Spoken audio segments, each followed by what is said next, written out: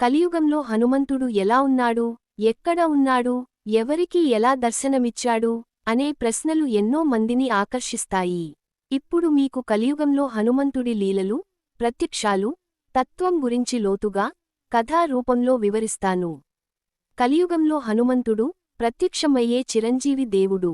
హనుమంతుడు త్రేతాయుగంలో శ్రీరామునికి సేవ చేసిన తర్వాత దేవతలందరూ అతడిని ఆశీర్వదిస్తూ ఇలా అన్నారు: హనుమానా, నీవు కలియుగాంతం భూలోకంలో ఉండాలి. నీ భక్తులు నిన్ను ఆవాహన చేస్తే నీవు వారికి ప్రత్యక్షమవుతావు. నీవే భక్తికి జీవరూపం. ఈ ఆశీర్వాదం వల్లే హనుమంతుడు చిరంజీవి. అంటే మానవలోకంలో ప్రత్యక్షంగా ఉంటూ భక్తులకు సహాయం చేస్తాడు.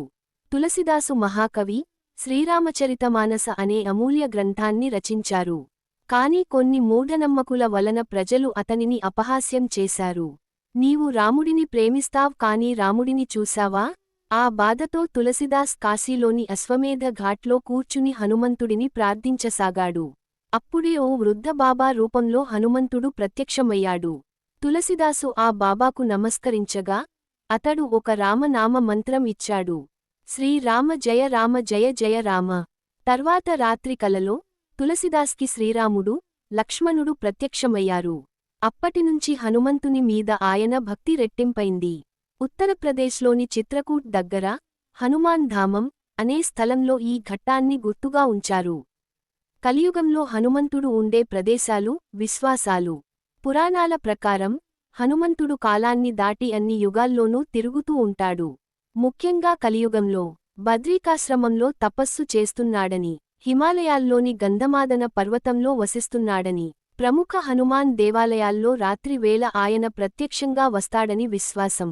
మహారాష్ట్రలోని పాండురంగ విఠల్ దేవాలయంలో ఒకసారి భక్తులు పూజ చేసేందుకు హనుమంతుని ఆవాహన చేశారు. అప్పటినుంచి విఠ్ఠల దేవాలయాల్లో హనుమంతుడి విగ్రహాన్ని ముందుగా పూజించడం ప్రారంభమైంది. ఎందుకంటే ఆ కాలంలో కూడా ఆయన భక్తులకు చక్కని సేవ అందించాడని విశ్వాసం. రాఘవేంద్ర స్వామి తపస్సులో ఉండగా ఒకరోజు హనుమంతుడు వాయుదేవుడి రూపంలో ప్రత్యక్షమై ఆశీర్వదించాడు. స్వామి తరువాత హనుమాన్ స్తోత్రం రచించారు. అది నేటికీ పఠించబడుతోంది. నేటి కాలంలో హనుమంతుడి ఉపదేశం: హనుమంతుడు మనతో మాట్లాడడు, కాని మన చేత మాట్లాడిస్తాడు, మన ద్వారా సేవ చేయిస్తాడు. ఆయన రూపాన్ని చూడలేమేమో కాని ఆయన ప్రభావాన్ని మన జీవితాల్లో అనుభవించవచ్చు. ప్రమాదాల్లో నుండి రక్షణ, నిస్సహాయ స్థితిలో ధైర్యం, భయాన్ని పోగొట్టే శక్తి, మనస్సులో స్థైర్యం, ఏకాగ్రత. కలియుగంలో హనుమంతుడు భక్తుల పిలుపు విన్నచో సరిపోతుంది, ఆయన ప్రత్యక్షం అయ్యే చిహ్నాలు కనిపిస్తాయి.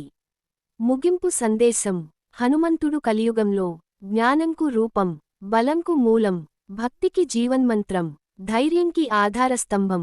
ఆయనను మనం నిశ్శబ్దంగా, శ్రద్ధగా, ప్రేమగా పిలిస్తే ఆయన మన జీవితం మారుస్తాడు.